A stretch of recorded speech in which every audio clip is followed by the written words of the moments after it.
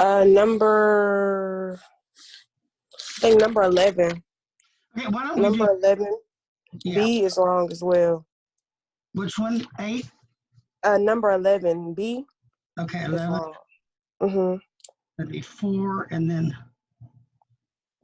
well, you got D40 diluted by 1/10, so you get 40 times 1/10 is 4%, and then 1/5 of 4 is 0.2. So it's correct. Well, I got 0.8, so I'm like 0.8.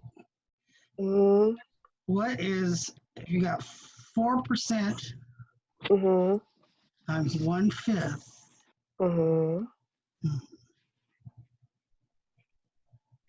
Because, how is that?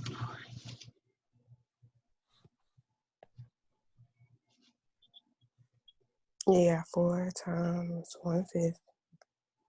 Yeah, I got 0.8. I think you're 0 point right. Okay. Okay. Thank you. I was just wondering. That's the only thing that happens, because in addition to just solving it and putting together answers, every one of those, if y'all will notice, I had to go color code, and if maybe that just irritated people or it might have helped. But in my experience, a lot of students, if they can see, oh, that's where he got this number from, that's where he got that number, this is the number we're looking for. And so by color coding each of the V1s a certain color and the V2s, but that takes time. And so I was just rushing through it this morning. So I really do appreciate any time I ever, in particular, post an answer key or anything. If you stumble across or you find something that's wrong, alert me immediately. I want to correct it, because I don't want. What's worse is, like, you probably spent several minutes trying. You're probably thinking, well, Dr. Prayer put this, so I must be overlooking something. And then you spend a lot of time trying to make it work, and it's not working. So all you have to do is just let me know. I can check, and then you're absolutely right. The other thing, like I've told you guys, I'm a dinosaur.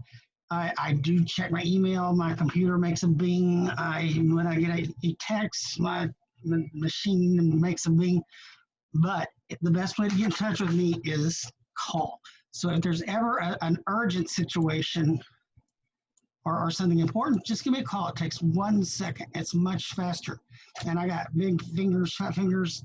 So when I text back, I wrote somebody a question. They asked about a drug screen. And I said, well, really the only thing you need to be concerned about is if you smoke pit. And this is to a pharmacy affiliate, like a pharmacist, and they wrote, I sure hope your students aren't smoking pit. Don't know what it is, but it sounds worse than pot. So anyway, just call if you ever have a question. Now, we're going to move on. I don't see a picture of me. Do y'all see me? Am I in the... Yes, we see you. Y'all see me? Yes. Okay. Okay.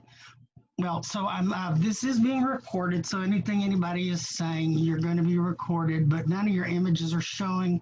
But I just want you to know in advance that it's recorded, and because videos take up so much space, I can't put the video in Blackboard. But what I do put in Blackboard, if you'll go to your resources folder, every time we have a Zoom session, anytime we have a video, it's going to be the video link. There's going to be a link to the YouTube. So how many of y'all, well, I actually don't even need to ask, because I can go online at YouTube and I can see everybody who's seen the video. The video I made over the cardiovascular system, that one's a long one, I know, and I'm giving you a couple of days to complete it. And I'll explain something about that, and then we're going to move on to this. But with the cardiovascular system, in our daily lesson plans, when I first started, I realized something very quickly. The order, we would start out with gastrointestinal drugs, then we'd do respiratory drugs, then we'd spend the last couple of days on cardiovascular. And it was always extremely rushed. We barely managed to get through there. And I thought there has to be a much better approach. And why is that? Because the new PTCE, the Pharmacy Technician Certification Exam, it's 40% pharmacology. Now, the pharmacology, a lot of it's relatively basic. It'll be like, which of the following is a proton pump inhibitor? And so as long as you just remember if it ends in prozol, you'll be able to get it. But 75% of our top 50 drugs, that's the drugs that are the most commonly dispensed, are from the cardiovascular system. They're the fluid pills, diuretics, or to lower blood pressure. So in the United States, I'm a perfect example. We've become more sedentary. We're less active and physical. We're gaining weight. Our diet's not as ideal as it should be. And then the consequences are what they call markers, but it's high blood pressure, high cholesterol. You end up with the symptoms of diabetes. So anyhow, because of that, there's 1 out of 3 American adults over 18 is pre-diabetic. And what that means is within the next 5 years, unless a change is made, and a significant change, and that would be in their level of activity and diet, they're going to reach what's a definitive stage of being diagnosed with type 2 diabetes mellitus. With type 2 diabetes mellitus, there's a chance if a person gets on the ball and works real hard, you can reverse it. You can lose weight. You can get your diet under control. The problem is there's that saying, it's hard to teach an old dog new tricks. In addition, most people have families. So let's say my doctor tells me, listen, Dr. Hurry, if you will start just eating salmon and chicken and cut out the this and that and quit drinking the monsters. I might be determined to do that, but what if my children, they don't want to? They want to eat other foods that look and taste delicious, and so other people in my life would be affecting what my diet's going to be. So the reality is that these 1 out of 3 American adults are going to end up with diabetes. And guess what's going hand in hand with diabetes? Because it's tied to a comorbidity of obesity and hypertension. So whenever you have the PTCE, something that's fundamental, it's a national test. Any of the questions that they present related to pharmacology, they focus on issues that are topical. That means what is going on in today's time. They're not going to be asking you questions about a drug that was really a big deal 20 years ago. You're going to be asked questions about fentanyl, Duragesic. Why? Because they're using that to lace and stretch out heroin. People are overdosing and dying. We have the opioid epidemic. So because of that, because that's current, when they create the test and they make the test question data bank, there's over 5,000 questions, but they make them every 5 years. So you have to look at what's current. So most of you guys know when we talk about controlled drugs, if everybody laughs because I'm so just, I guess, old relic, but yeah, they call it purple drink, it's syrup. Some people call it lean, but it's promethazine with codeine. It's only a Schedule 5. Cough medicines with codeine are Schedule 5. That means that when they were evaluated, they were considered the least likely to be addicting and the least likely to have abuse potential. However, a pint of promethazine with codeine, which just the cost to a pharmacy is about $7.99, sells on the street for $3,000. It's an extreme demand. So they might have to reschedule it. But the point is, that's a drug that's so controversial, so scandalous. People have died. It's something that a lot of people are trying to obtain illegally. So whenever we're looking at, they can only ask you, there's a limited number of questions you're going to be asked on the PTCE. And when they're limited to a set number, well, they're going to make sure the questions they ask are about the most relevant or most important information that a technician would be expected to know. So I can tell you there's going to be a question about promethazine with codeine. Then moving on to why cardiovascular was so important. The number one drug, it's changed like every other year. It's going to either be levothyroxine, which is thyroxine is thyroid. So it's for your thyroid, it's a synthetic thyroid. But the other is lisinopril, P-R-I-L. So P-R-I-L is a drug suffix. The ending, what does that mean? It tells you every one of y'all, like if y'all be raising your hands going, oh, I know. It's an ACE inhibitor. And the minute you know an ACE inhibitor, what else do you know? Side effect is going to increase your potassium level. Can you take it if you're pregnant or planning to become pregnant? No. If a person starts on an ACE inhibitor and after a month comes to the pharmacy and asks you if you could show them, where's the Mucinex or Robitussin? They say, I don't know what's going on, and maybe it's allergies, but I'm just coughing day and night. I cough all the time. I don't know what it is. Well, you know what it is, but as a technician, all you can do, you can say, I think that the pharmacist would like to talk to you about your medication because an ACE inhibitor can cause a continuous dry cough. This caused from the buildup of bradykinin. You have that same side effect with the ARB, the angiotensin receptor blockers, but it's not as significant. So about 1 in 20 people taking an ACE inhibitor are going to experience the continuous dry cough. And then it's about 1 in 300 taking the ARB. The ARBs, the ACE inhibitors, that's a drug that blocks the angiotensin converting enzyme.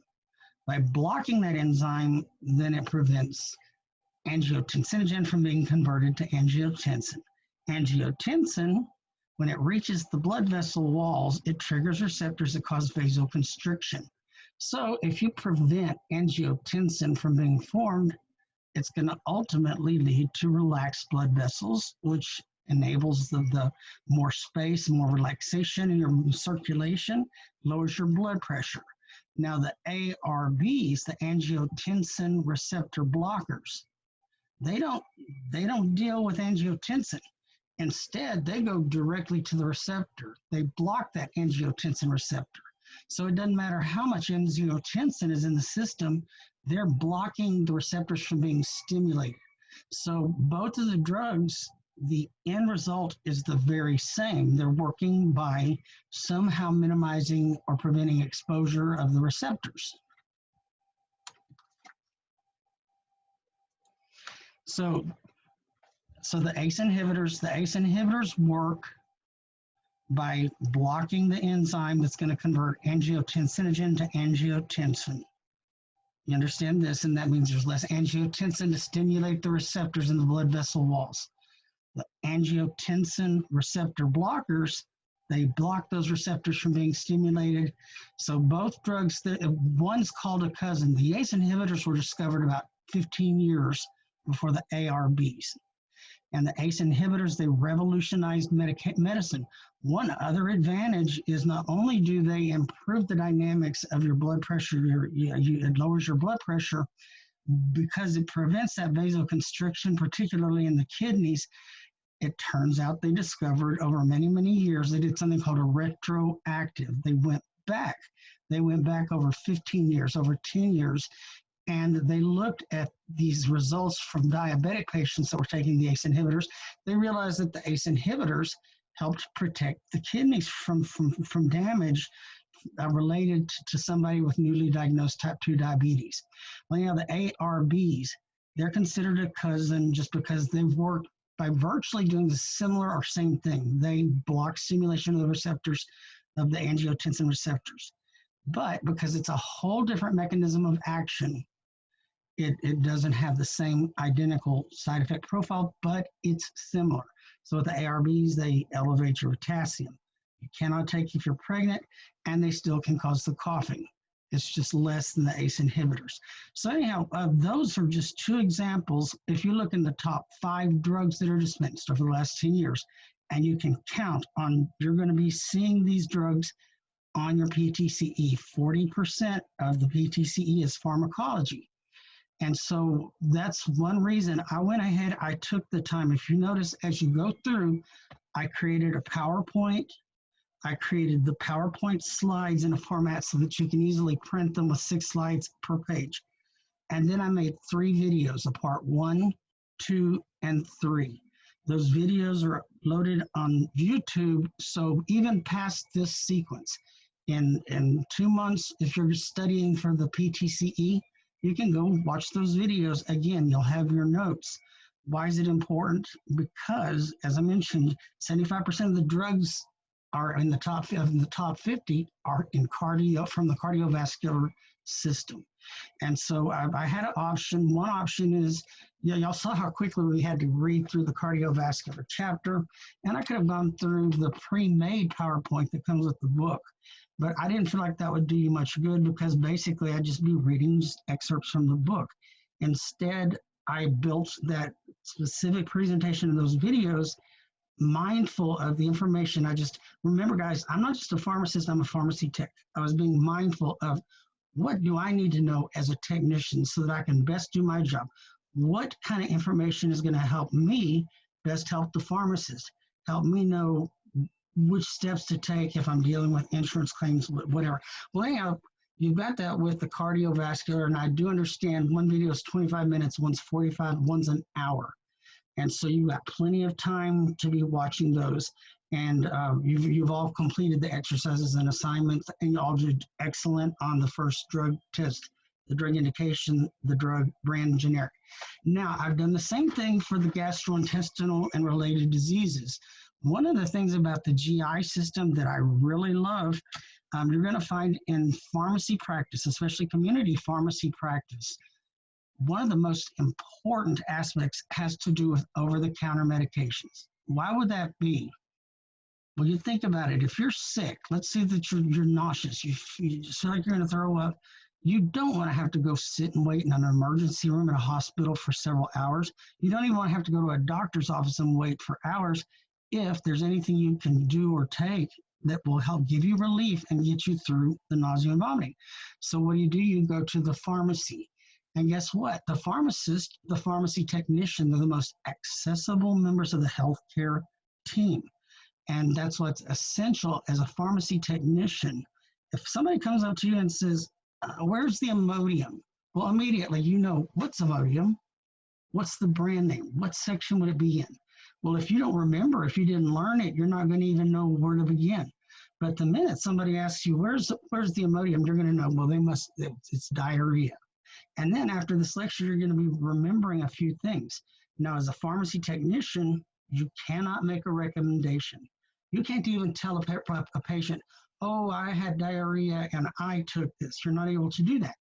As a technician, you are able to show them where it's at on the shelf. You're able to read any piece of information that's on the package, the container, or the bottle. But most importantly, you're in the position to know when they need to speak to a pharmacist. So when we get to it, you're going to see with diarrhea, you want to find out the age. Are we dealing with a child, somebody under 2? If it's a child under 2, that's when it immediately becomes critical. You guys know what triage is? What is triage? So in an emergency room, let's say that there's a bus that crashes, and so all of a sudden they have 20 people come to the emergency at one time. Well, the triage, you prioritize. Which patients need immediate attention, which ones need attention right away, but it's not as urgent or immediate, and then which ones need care, but they can wait while you take care of the ones with the most immediate need. Well, it's the same thing in pharmacy practice or with OTC. Somebody comes in, the minute they mention diarrhea, as a technician, you can, is this for yourself or is this for, and they'll tell you, oh no, it's for my little boy, he's 11 months old. You hear that immediately, you're going to direct them to the pharmacist. But even though you're going to know what the pharmacist is going to tell them, it's because you know this that you realize how important it is to get them to the pharmacist. Now, hopefully any of y'all that have a printer printed up the lecture notes, and you're going to find out what I went ahead and did. I created the PowerPoint presentation. Then I just went and I typed it out just like I would be reading the lecture for you guys. I made that available just in case somebody didn't have access to the PowerPoint presentation, also so that you can print, you can follow along and make notes.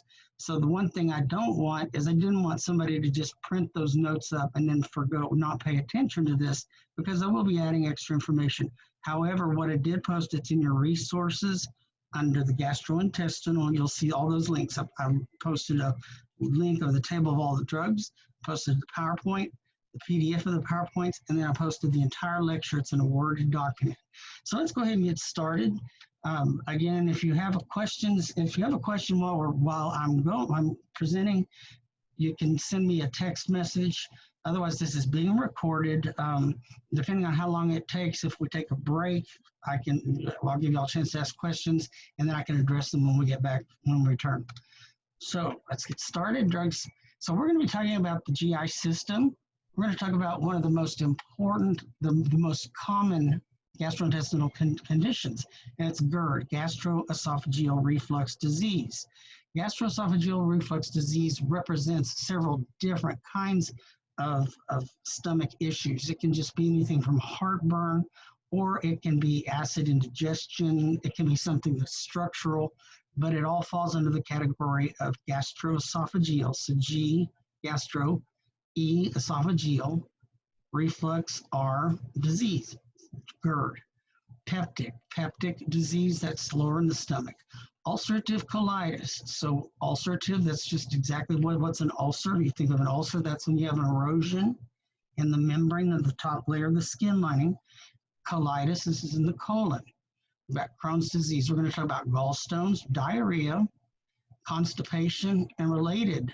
So we have constipation that's caused from there's certain physiological causes, such as your diet. Like cheese can cause constipation. Inability, low motility. If somebody's bedridden or doesn't have much physical exertion or exercise, then it's going to inhibit your body's ability to function properly. If you think about it, when you stand upright, in addition to our body's muscles, the peristalsis that moves our digestion process along, we have gravity that helps. What's interesting is if you happen to know somebody in the veterinarian program, when you learn about giving dogs and cats medicine, or when they eat and how they metabolize things, it's like their digestive system is, would it be horizontal or vertical? It's horizontal. So they don't have that advantage of gravity. That's one reason it's so important that they have activity. But with human beings, if somebody's laying flat in bed or they're not moving, they lose that one major advantage of just gravity forcing along the peristalsis. So moving up. We're talking about nausea and vomiting. Hepatitis. What's hepatitis? Hepatitis, this is a viral infection or inflammation in the liver. We're going to talk about the different kinds. And then finally, we're going to talk about complementary and alternative therapies. And most people, when you see complementary, they'd be saying like, oh, Dr. Purrier, I like your haircut, even though you did it with dog clippers. No, I did. No, complementary, that's just a word. The word complement is another word for supplement. It's something that's going to supplement or be used in addition to something to help complement alternative therapy. So when you see CAM, complementary alternative medications, that's referring to the medicines that would be considered herbs and supplements or extracts. And what's interesting, you're going to discover. So when you walk into a pharmacy, you're going to have the vitamin section, then there's going to be a section of the herbs, supplements, and the complementary alternative therapies. There are a lot of complementary alternative therapies that are as effective as drugs. There's one medication is St. John's wort. It's just an extract from a plant. And in Europe, it's been demonstrated to be as effective as the selective serotonin reuptake inhibitors. So that means it's been demonstrated to be as effective as the drug Prozac. Most of y'all have heard of Prozac. With the digestive system, you're going to, for nausea and vomiting, you're going to hear me talk about ginger. There's ginger root. They take an extract. It comes in all kinds of forms. There's lozenges. There's chewable, like gummy bears. There's tablets. But ginger, it's got a soothing. It soothes acid indigestion. It soothes nausea, and it has been demonstrated to be as effective as many of the medications that are used for nausea and vomiting. One reason it's extremely valuable is that it's safe to take or use during pregnancy. But something else you're going to find, some of these complementary alternative medicines, they interact with drugs, and there can be some significant interactions. Most patients assume if you can just buy something over the counter, it's got to be harmless or safe. And that's not the case. Once again, only the pharmacist is able to discuss interactions and make recommendations. As a technician, though, your awareness, your knowledge that there is a concern That's what empowers you to identify opportunities whenever the pharmacist does need to become involved. So the GI system, it's a continuous tube. It starts at the mouth. So it doesn't have a picture of lips up here, but it goes from the mouth to pharynx, esophagus, stomach, small intestine, large intestine. So you see here, we've got the stomach, you've got your colons, you've got the descending, the sigmoid. So we go through the small intestine to the large intestine, the rectum, and the anus. What is the main function of the GI system? It's to digest and absorb food, drugs, and fluids. In other words, so it's to enable nutrition to enter our body's bloodstream and to provide the nutrition and energy to our body. How though? Things have to be absorbed. And you guys know about the first pass effect, you know about drugs. Any drug, what is the first pass effect? We talked about this earlier, so I know everybody knows the answer. But any drug that's taken by mouth, anything that's taken orally, it's going to, if it's a tablet, capsule, or a liquid, whatever, it's going to have to convert to a solution, to a liquid form in the stomach. From the stomach, it's going to pass into the small intestine. The small intestine is where drug absorption takes place. So drugs are absorbed through the lining in the small intestine. And guess what? No matter what drug is, there's no exception. It's going to go into the hepatic portal. The hepatic portal is like a gigantic tuba. And so every drug they go in, and then it gets funneled in, but it's going to end up going through the liver, where it undergoes first pass metabolism. So it's going to be filtered before it even enters the bloodstream. So, but a critical factor for a drug that you take by mouth, for it to get into the body, it's got to be absorbed through the intestine. And so as somebody gets older, you have to take things into consideration. There's slowed digestion, digestive motility. There's scar tissue. If somebody has a stomach or a duodenal ulcer, and it heals, you're going to have scar tissue. And that scar tissue, it's going to be very hard for anything to be absorbed across that tissue. So there are factors you have to consider. Somebody gets old as they age. But the primary function of the digestive system is to absorb food, drugs, and fluid. And then finally, excrete the metabolic waste. So what are the organs in the system? The salivary glands. If you're familiar with Pavlov and his dogs, they heard a bell ring and they knew they were going to get to eat. So they hear the bell ring, they start salivating. That's whenever you start having the fluid production in your mouth. That salivary liquid, when you salivate, you're actually creating enzymes that are the very first part of digesting food. So saliva contains enzymes that begin digesting sugars. Also, it lubricates foods to make swallowing easier. Now we got the pancreas. What's the pancreas? The pancreas produces enzymes that are necessary to digest carbohydrates, fats, and proteins. And there's a medical condition called cystic fibrosis. It's a condition of the exocrine system. And in that condition, a person's pancreas is unable to generate or create these enzymes.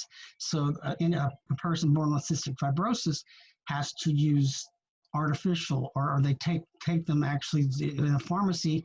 If you have a patient with cystic fibrosis, you're going to be dispensing amylase or lipase, and they're going to be taking it just for their entire lifetime. Pancreatic secretions decrease the acidity of stomach contents as they enter the small intestines. Something else you're going to learn with drugs, especially sustained release or controlled release drugs. One of the ways that we're able to control how and when a drug is released is by putting it in some kind of formulation that is sensitive to the pH, because we actually identified and know what the pH of the stomach is going to be. We know what the pH of the small intestine, and we know the changes in the pH as food is traveling through the intestines. So it's because of the pancreatic secretions that you decrease the acidity. And this is where a lot of the drugs that are sustained release start releasing medication. Then we have beta-2 cells in the pancreas, and stimulation of these beta-2 cells create insulin. We have to have insulin to break down our carbohydrates into energy that can be used. So where else do we have beta-2 cells? So beta-2 receptors. You've got beta-1 receptors in the heart. Beta-1, you've got one heart. We've got beta 2 in the lungs. How many lungs do most people have? They have 2. But you also have beta 2 cells in the pancreas, and stimulating these receptors triggers the production of insulin. Finally, the liver. The liver produces bile. Bile is stored in the gallbladder, and bile is necessary to absorb fats and cholesterol. You're going to find the liver, excuse me, the liver is where cholesterol is formed, and the liver plays the most significant role of any organ in our body as far as cholesterol level. So what is transit time? Transit time, if you think about a bus and you have a bus stop and when you get from station A to station B, that's your transit time. Transit's how long does it take to get from one point to the next? So in the terms of gastrointestinal, we're talking about bowel transit time. It's the time it takes for material to pass from the mouth to the anus. It's known as gastric motility. Gastric motility refers to gastric emptying. That's the step where the contents that are in your stomach are emptied and passed into the small intestines. One time I had a quiz and I asked, what is gastric emptying? And a student wrote, it's to fart or burp. I guess that's a release of gas, but that wasn't what I was looking for. Gastric emptying, you think it's the contents of the stomach. Contents of the stomach are emptied and passed into the small intestines. Remember, the small intestines, that's where drugs start being absorbed. It's not until they reach the small intestines that they're going to be absorbed and get into the bloodstream and exert their action. So if there's a number of reasons we'll talk about that interfere with gastric emptying. If you have slowed or decreased gastric emptying, whenever you would give a medication and you'd be expecting to see some results in a certain amount of time, then it's going to be delayed. Excuse me.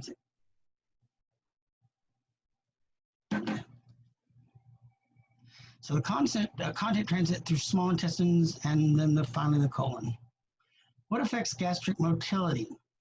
Peristalsis. So that's the autonomic smooth muscle contractions. So autonomic, that's the system. You're not having to think about it. Just like you breathe. When you fall asleep, you're not having to think. You're actually, your body's breathing for you. These muscles, your diaphragm, your heart, it's operating without you having to stop and think. Beat, heart, beat, heart. Well, the autonomic smooth muscles, you have muscles, bands of smooth muscles throughout your digestive system. And they contract, they constrict and relax and contract. So these contractions it's kind of like a snake. If a boa constrictor, whenever it swallows something and it's got to force it to pass through its system so that it can digest, well, that's what's happening inside of our body. We have muscarinic receptors on smooth muscle tissue throughout the digestive system. Gravity, remember I just mentioned gravity, and then physical activity. So guess what, when you're moving around, it's helping to stimulate your gastric motility. And it just makes it common sense if you think about it. If you're just laying down, or even if you're just seated, reclined, without moving, it's much harder, even with the internal muscles, even with the contractions, it's just not getting any assistance. And so physical activity, standing upright, the gravity, those are essential components in your gastric motility. And the ingested content. So certain things are going to go through your system faster than others, than drugs and or chemicals. And an example there would be milk of magnesium. Milk of magnesia, if you take a tiny amount, it's very effective as an antacid. But if you take a little bit more than a tiny amount, all of a sudden, it's like a laxative.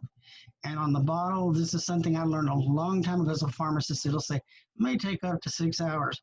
Some people, it works in 15 or 20 minutes. And when it works, they might have like very liquid, watery diarrhea, just bouts of it every 10 or 15 minutes over several hours. So it's an example of magnesium and that triggers rapid gastric motility. And then various medical conditions. So what happens if you speed up gastric motility? Well, you decrease the absorption of your medications. What does this mean? So if I take a medication and I'm anticipating a normal person's, like how long it's going to take to turn into a liquid in the stomach, then how long it takes to go from the stomach into the small intestine. In the small intestine, it needs to remain there long enough to be absorbed through the membrane lining. If it gets moved too quickly, your body's not going to have a chance to have absorbed enough of the medication. So if you speed up that gastric motility, what's an example of speeding it up? Well, if you have diarrhea, if a person has diarrhea, when you have diarrhea, things are being removed out of your system significantly faster than ordinary. Now, slowing down, here's an example, constipation. But the main thing that you're going to see, especially in the elderly, it has to do with lack of activity, remaining either just sitting in an upright reclined position or even laying flat in a bed. You don't have that gravity. Gravity is a very, very essential component in a perfectly functioning physiologic gastric motility. So slowing it down, you end up increasing an absorption of the medications. So as you learn about the system, you'll understand the significance and how it affects the absorption of medications. What's the big deal about cholinergic and anticholinergic? So I'm going to give you it's an acronym, and it might seem like a little, like it's not a big deal. I'm saying anti-SLUD. What's anti-SLUD? SLUD stands for salivation, which is our mouth watering, lacrimation, that's tears, our eyes watering, urination, and defecation.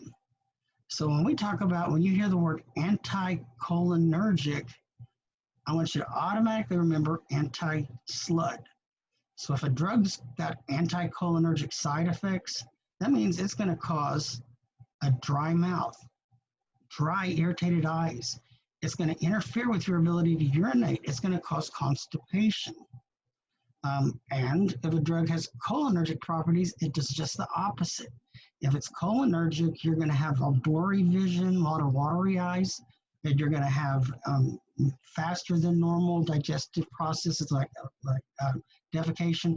So ironically, like the very first day I had in pharmacy school, the very first thing written on the board, the first thing we learned was anti-SLUD. And we didn't understand it at the time. What's the big deal? What do we need to know about anticholinergic? But you're going to find out there's two elements.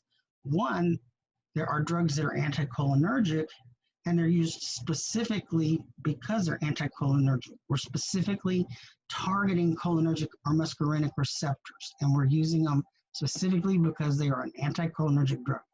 Then we have drugs that are anticholinergic, and we use that to determine or to be prepared for the side effects to anticipate. So some drugs are used exclusively for their cholinergic or anticholinergic properties. Other drugs have cholinergic or anticholinergic side effects. By memorizing these effects, by memorizing anti-SLUD, the moment you know if a drug's anticholinergic or cholinergic, or if it has these properties, you're automatically going to know the main side effects. So remember, anti-SLUD, salivation. So salivation, that's your watering of your mouth. So a simple way to say it, you can't spit. Lacrimation. Lacrimation is your eye's ability to form tears.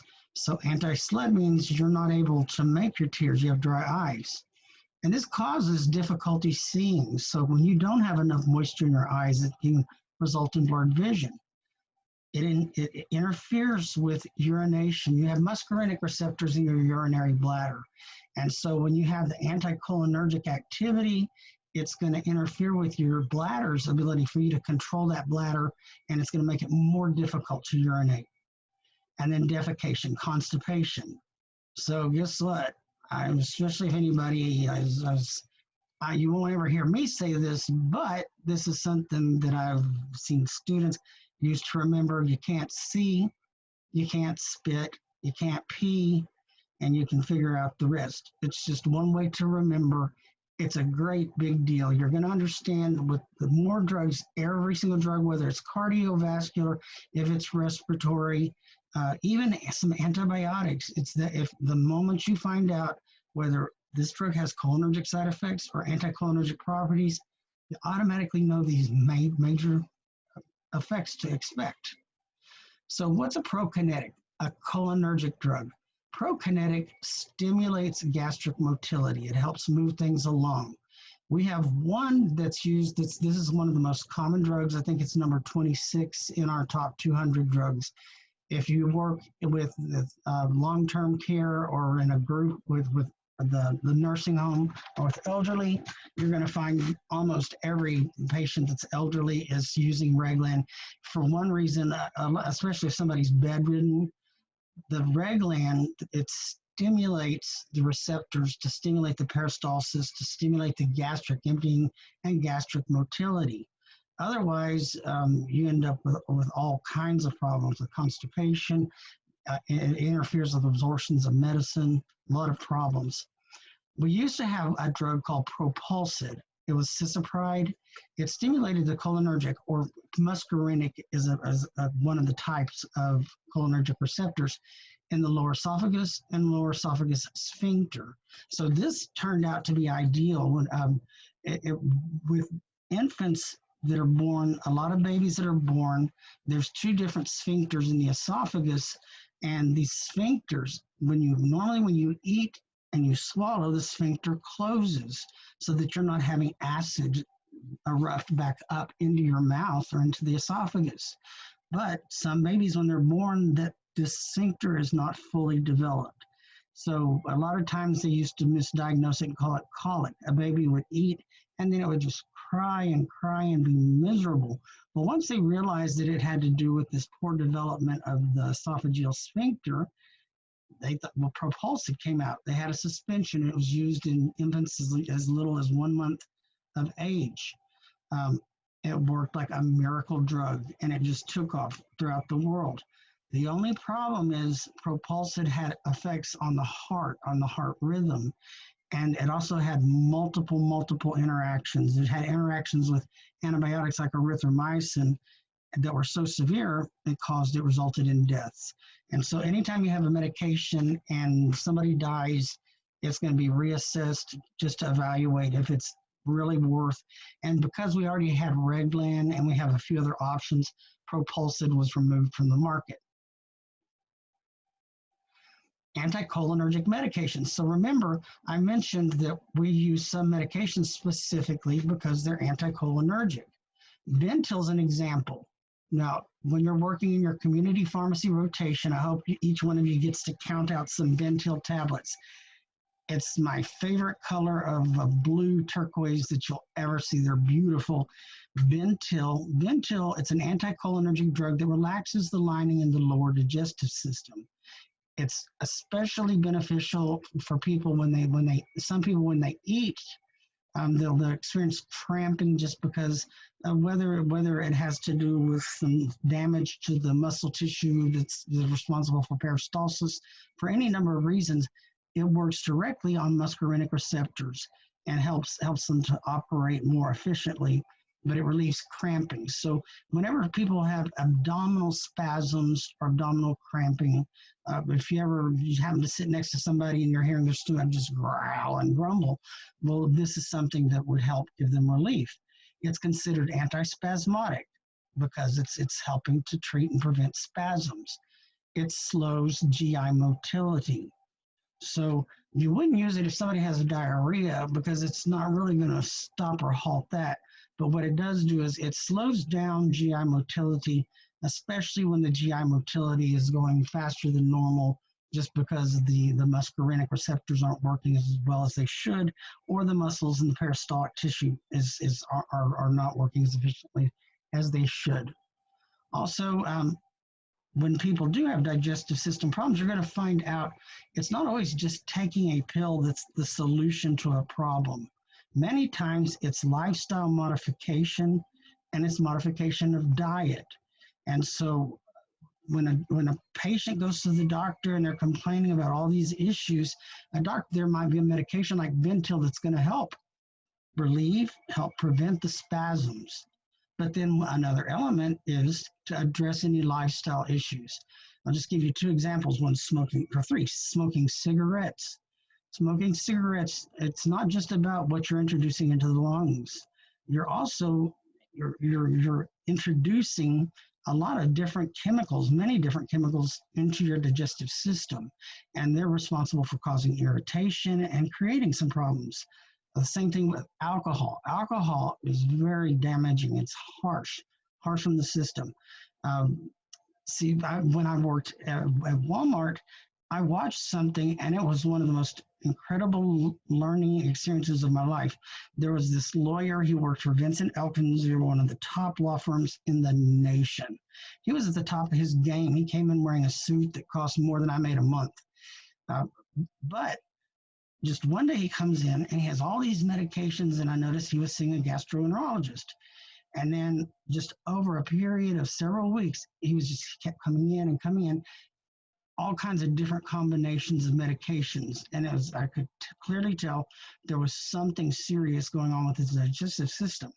And it appeared like maybe it was Crohn's, irritable bowel syndrome, something, or diarrhea related. But I watched him as he went on disability. He lost his job. And then he reached a point where his mom would come in with him, and she was charging his medications because he couldn't afford them. One day when he came in, this is back whenever you could ring up anything at the pharmacy, he brought this shopping cart, and he had 23-pound cans of Folgers because they were on sale. And when I was ringing them up for him, I said, well, this is going to last you quite a long time unless you're going to be giving these out to friends or and he goes, oh, this won't even last me maybe a week. And so immediately I'm thinking, okay, he's telling me he's going through this much coffee in a week. That sounds like it could have consequences. And so I just carefully asked him, I said, so have you ever talked to the doctor about drinking coffee? And he said, well, yeah, on the patient information form, I did put a check mark by the box that says you drank coffee. And I said, well, how much coffee do you drink in a day? And he goes, oh, just a couple of pots. Okay. And once again, you're going to learn, it's very important. You're going to be in a position where somebody's going to come up, and just based on the prescriptions they hand you, it can be overwhelming. And you're just emotionally, your body's going to instinctively want to react. For example, you're going to know if somebody brings in a prescription, just looking at the prescription, you're going to know that they just had an abortion. Now, you're not in any position to judge anybody, and you're especially not going to react in any kind of way that would be offensive, or you're a professional, so you need to be prepared for that. And the same thing happened with this guy. I'm realizing things very quickly. I'm thinking, he's a lawyer, he's sharp. How could he not think there's going to be some kind of bizarre consequence from all this coffee he's drinking? So I had to be very careful in my reaction. I also wanted to be careful in how I was just asking him some questions. This is before HIPAA came out, but when he left, I called the doctor's office. And then guess what? Within the next 3 weeks, the next time he came in, he had a different set of medications. He looked an entirely different person. And he didn't even realize I had been involved, but he told me, you'll never believe what my doctor figured it out. I was drinking too much coffee. So anyhow, the food that you're introducing into your system, it plays a role. The food, the drinks, the alcohol, coffee. Dicyclamine, guess what? It's anticholinergic, and the properties, so of the anticholinergic, we've got the dry mouth, we've got the dry eyes, but it's most specifically its beneficial effects on the digestive system. Then we have transderm scope. Most of y'all are familiar with this. It's a little round patch. It looks like the little round Band-Aid, and you put it behind your ear. It's placed behind the ear for 72 hours. Now, it's approved, FDA-approved indication was for motion sickness. So if somebody's going on a cruise, it's real common. If you're on a cruise, you'll notice a lot of people wearing just the little patch behind their ear. But it's also beneficial in nausea and vomiting. So what's important to know, transderm scope, it's the only medication used for nausea and vomiting that's available topically. You apply it behind the ear, a patch behind the ear for 72 hours. Whenever it's time to replace, you take it off, you put a new one on, and you just alternate sites. So its main indication was seasickness, but it's used for nausea and vomiting, and it's anticholinergic. Then we have finally, we're going to talk about oxybutynin. Oxybutynin is anticholinergic. It comes available as a tablet called ditropan. And ditropan, it was taken primarily if somebody had an overactive bladder. As you get older, you don't have the same muscular control of your bladder as you do when you're younger. This works specifically on the muscarinic receptors in the bladder, and it helps you to regain control over the bladder to prevent leakage. Because we have the fastest growing segment of our population is over 85 years old, people are living longer. As you live longer, well, things stop working as well as they did when you're younger. So it turns out, you'll notice at Walgreens, anywhere, the adult diaper section for the pads and diapers, depends. It's just going to be a massive aisle just because it's something that's commonly used and commonly needed. This is an issue that affects everybody as they're getting older. Well, they went ahead, the FDA decided, you know what, a patient is capable of using a patch, an oxybutynin patch. You apply the patch and it helps control the urinary, prevent urinary leakage. When it first came out, the approval was indicated for women. It's more of an issue with women. With men, there's an additional consideration that has to do with the prostate. So that's just a secondary factor that has to be considered. But in particular for women, the Oxytrol patch, it's available over the counter. They apply a patch once a day, and it helps prevent the urinary leakage.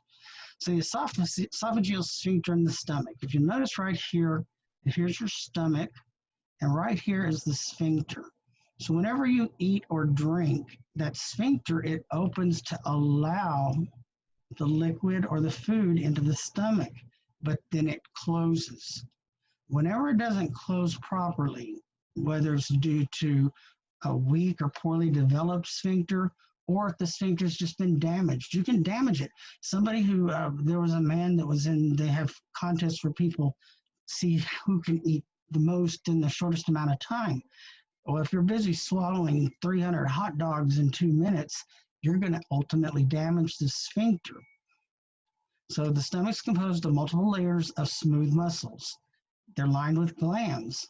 There's a mucosal coating due to prostaglandin E. Remember, guys, when we talk about non-steroidal pain medicines, they work by preventing arachidonic acid converts to cyclooxygenase. Cyclooxygenase is converted to 16 different prostaglandins.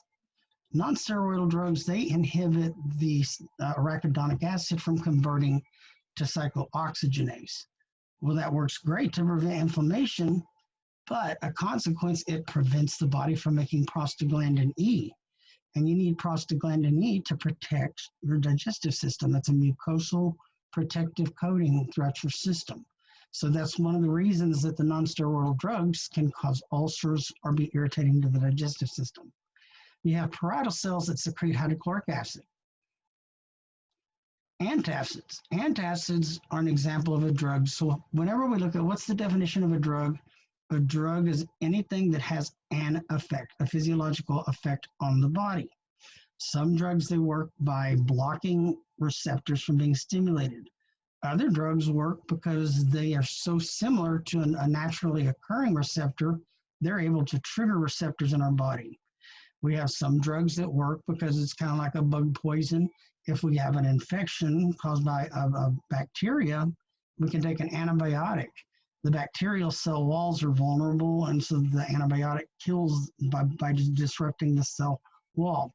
In the case of these antacids, it's basic chemistry. So those of y'all that had chemistry, whenever we've done some experiments, but you'll notice these are cations, and a cation is whenever you have an ion that's positively charged, like calcium is capital C, little a, +2. Same with magnesium. And these are going to bind with free, like hydrochloric acid is HCl. And so you're going to end up binding with the chloride and to disrupt or to decrease your acid production. So these work directly, it's just a simple chemical reaction with hydrochloric acid to neutralize the acid content in your stomach. Then we have histamine 2 receptors. So when we talk about what is Benadryl or diphenhydramine, it's an antihistamine. People that haven't ever been in pharmacy, if been in class as a pharmacy technician, if I say, what's an example of an antihistamine? Many people say, oh, Benadryl. They know you can take it for runny nose, water UTIs, or for an allergic reaction. Well, it was one of the first histamine 1 receptor blockers, or antihistamine, histamine 1 antagonist. Guess what? Then a few years later, they recognized we have additional histamine receptors. Well, we already named the first one histamine 1, so what do you think they named the second histamine receptors? Histamine 2 receptors.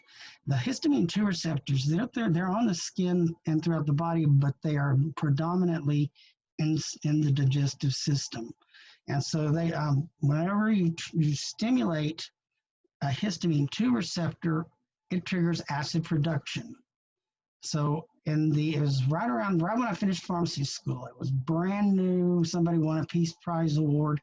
The histamine 2 receptor blockers came out, and there's a whole list of them, but they end in tidine, Tidines.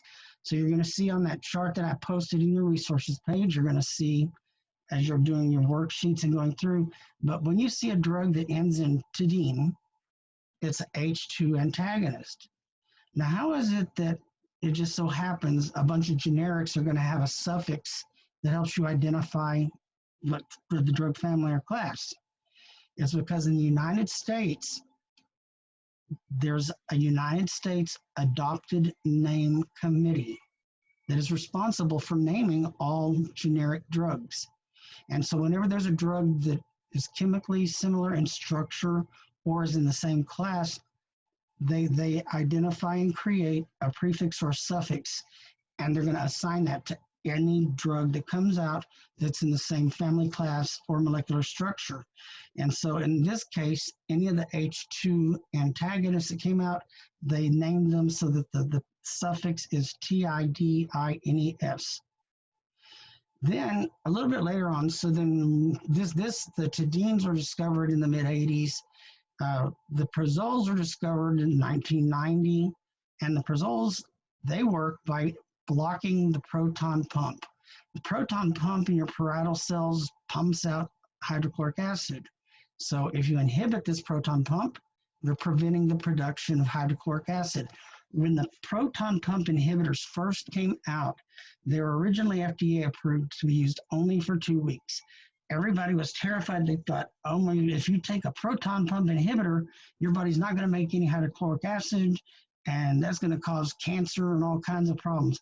But the thing is, you make hydrochloric acid in many places, not just the stomach. So these proton pump inhibitors, they primarily target the parietal cells in the stomach, but you still have other sources that are creating hydrochloric acid. So even when somebody's taking a proton pump inhibitor, they're going to make enough hydrochloric acid to digest food. So GI, the most common gastrointestinal complaint is heartburn or acid indigestion. And the most common cause is GERD, gastroesophageal reflux disease. So you look right here, this is a normal esophagus. Here's your stomach, and this is leading to the small intestine. This is that sphincter. And notice right here, if your sphincter is not closing properly, you have acid coming back up. And your tissue, you do have a mucosal lining, but it's rich and enriched with nerve endings and very, very sensitive. So that's when you feel the acid indigestion or the discomfort. There's an upper and lower sphincter in the esophagus. So GERD results when either of the sphincters, and it's primarily this lower sphincter, does not work properly. Now here, let's talk about the H2 antagonists. They're a class of drugs that block the action of histamine 2 by antagonizing or blocking H2 receptors of the parietal cells. This decreases production of stomach acid. And remember, the proton pump inhibitors, where do they work? On the proton pump in the parietal cells. So H2 antagonists are indicated for the treatment of dyspepsia. Dyspepsia is just a big medical word for heartburn. Peptic ulcer. So that's when you have an ulcer that forms. You have a tear or laceration in the protective mucosal lining. Anywhere the peptic means it's in the stomach, and duodenal means it's in the lower intestines. And then GERD, gastroesophageal reflux disease. There are 4 of them. All were originally prescription, but now every one of them is available over the counter. When they put them over the counter, they just put them in a strength that's 1/2 of the strength as the prescription. But you're going to notice they all end in tadine. So you got famotidine, ranitidine, nizatidine, cimetidine. Think of tadine like tadine. So if when you eat you have heartburn or discomfort, you're not going to want to eat. But if you take an H2 antagonist and it helps slow down the production or decrease the production of acid, then you're able to eat and not feel miserable. So tadine, think of tudine, and also the word 2, like TW0, it's a 2 antagonist. Then we got proton pump inhibitors. PPIs block acid production and proton pump activity of the parietal cells.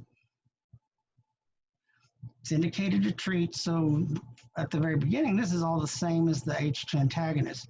Prevention of acid indigestion. For GERD, peptic ulcer disease. Now, peptic ulcer disease, this is inclusive of, there's multiple causes of ulcers in your digestive system. So you have an ulcer whenever you have a lesion. A lesion's like a cut. But when you have a cut in the digestive system and it's exposed to hydrochloric acid, it's going to erode and just rip and tear at that tissue and cause a lot of discomfort and a lot of damage. But they discovered something, and it was in the early 1990s.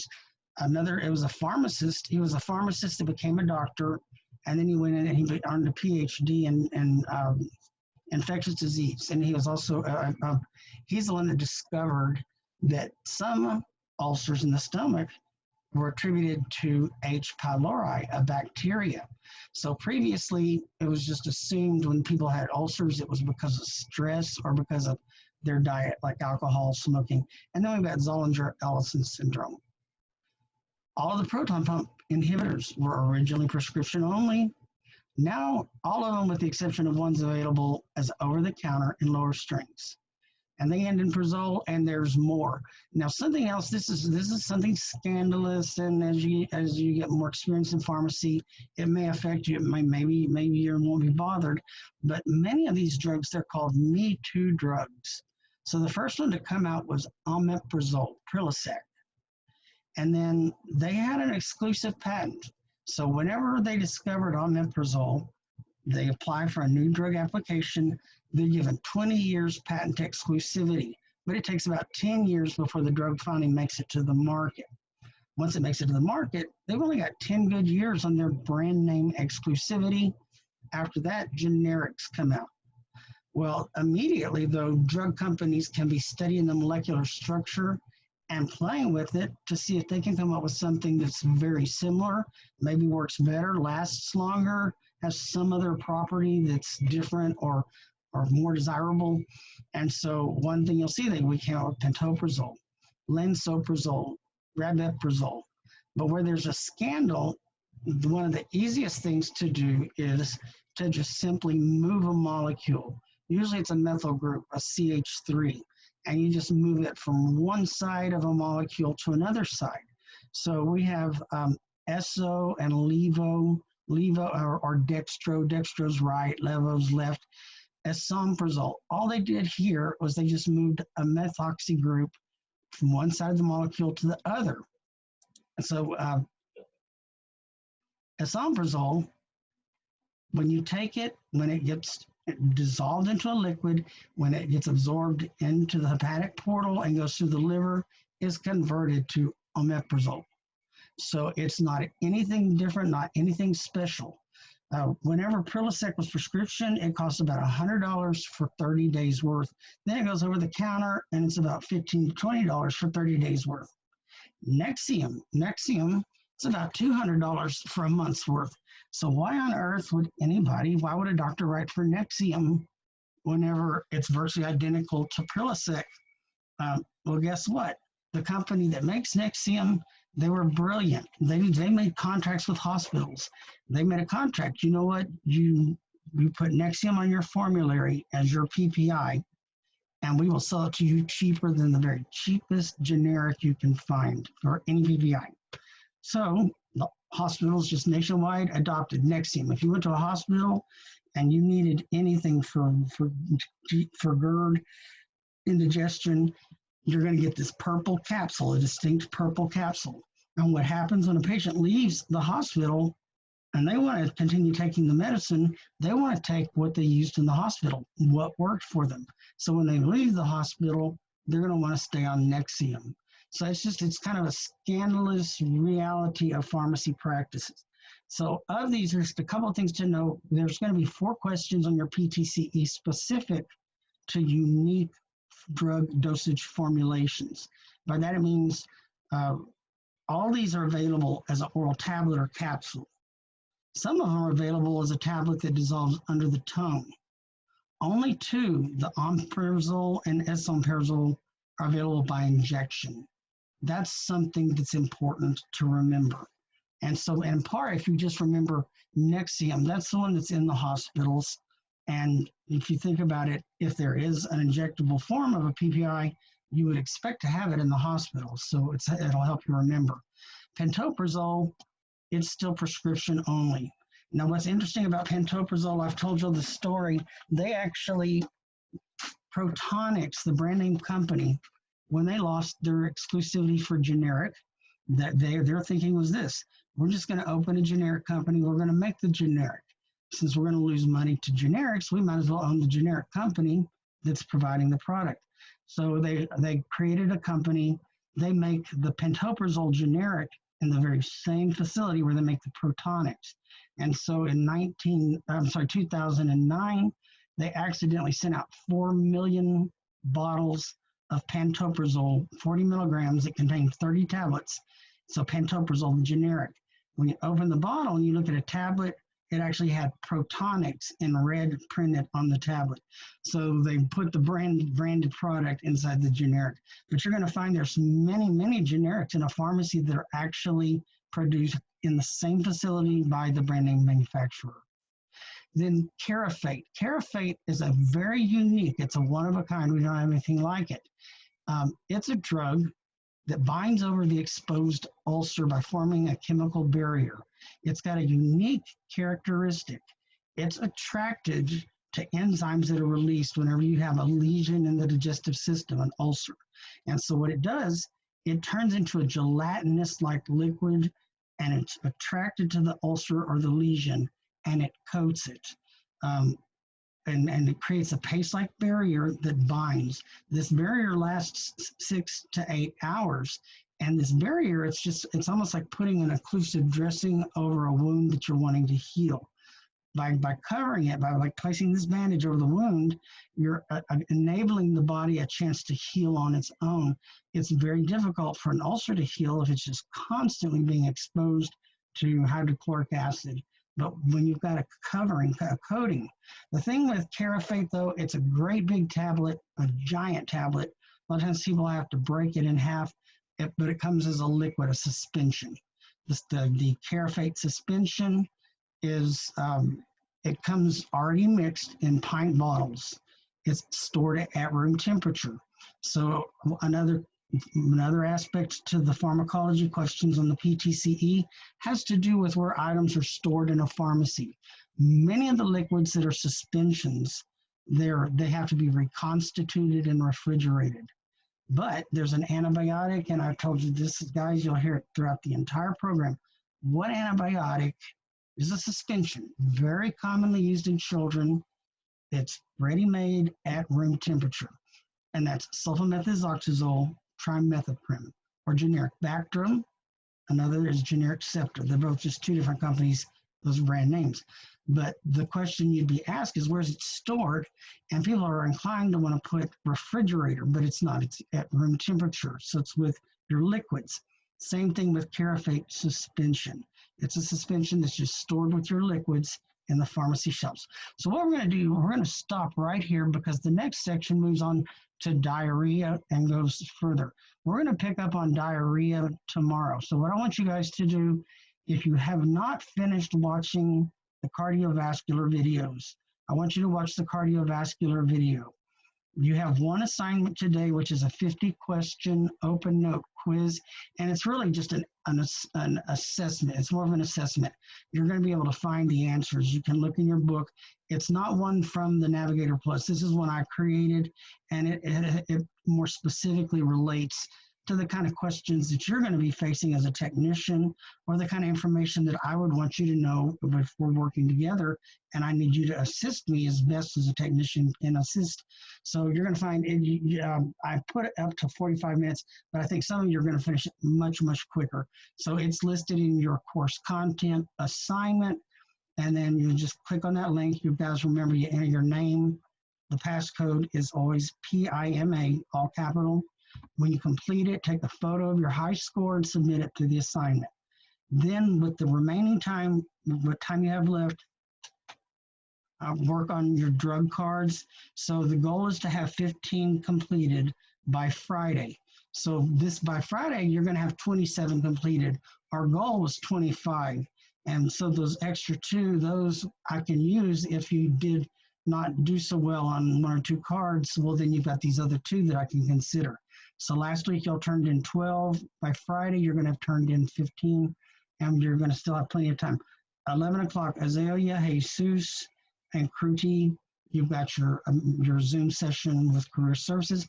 Everyone, you guys have a great afternoon. If anyone has a question, please email, message, text, or call, because tomorrow I'll pick up. We're going to have another Zoom session tomorrow, and we're going to finish the digestive system.